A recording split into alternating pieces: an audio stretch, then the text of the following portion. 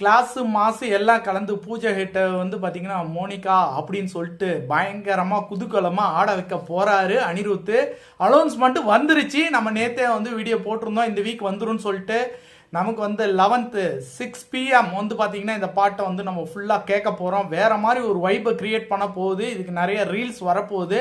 ஏன்னா பூஜா ஹிட் வந்து பார்த்தீங்க அப்படின்னா அவங்களுடைய மேனரிசம்லாம் வந்து சாங்கில் வேற மாதிரி ஒரு ஸ்டெப்பெல்லாம் வந்து சூப்பராக இருக்குது. ஒரு கிளாஸான சாங்காக இருக்கும். ஸ்டெப்ஸு டான்ஸ் ஸ்டெப்ஸு கண்டிப்பாக இருக்கும். அதில் கிளாஸு ப்ளஸ்ஸு மாஸு ரெண்டும் மிக்ஸ் பண்ண மாதிரி ஒரு கலக்கலான ஒரு சாங் வந்து அனிருத் வந்து வேற லெவலாக பண்ணியிருக்க போகிறாரு. அவர் ஆல்ரெடி ராக் ஸ்டார். அவர் இல்லாத படங்களே இல்லை. அவர் அடித்தா அந்த படம் சூப்பர் ஹிட்டு. அந்த மாதிரி தான் இருக்குது. கூலி வந்து 1000 கோடி, நம்ம வந்து 1000 கோடி வந்து அடிக்க போகுது. இதோட வந்து பார்த்தீங்கன்னா வார் 2 ரிலீஸ் ஆக போகுது. அந்த வார் 2வும் கூலியும் வந்து மோத போகுது. அப்படி இப்படின்னு பல விஷயங்கள் வந்து பல மாதிரி வந்து பேசிகிட்டு இருக்காங்க. ஆனால் இந்த கூலி பக்கத்தில் வார் 2 வர முடியாதுன்னு தான் என்னோட கருத்து. ஏன்னா அந்த அளவுக்கு வந்து பார்த்தீங்கன்னா ப்ரொமோஷன் வேற லெவலாக பண்ண போகிறாங்க.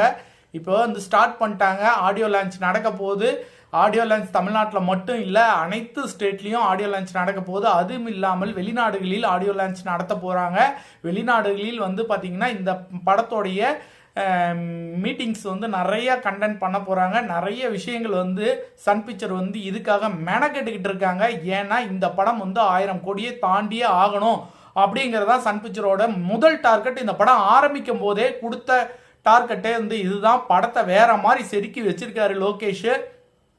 இந்த படம் வந்து பார்த்தீங்க அப்படின்னா இந்த செகண்ட் சிங்கிள் வந்து வேற மாதிரி 1 வீக் வந்து தெருக்கி விட போகுது. அடுத்த வீக் ஃபுல்லாகவே வந்து பார்த்தீங்க அப்படின்னா இந்த மோனிகா பற்றி தான் பேச்சு அடிப்படும். மோனிகா எந்த அளவுக்கு இருக்குன்னு 11th ஈவினிங் 6 PM பார்ப்போம். பார்த்துட்டு அதுக்கப்புறம் அடுத்த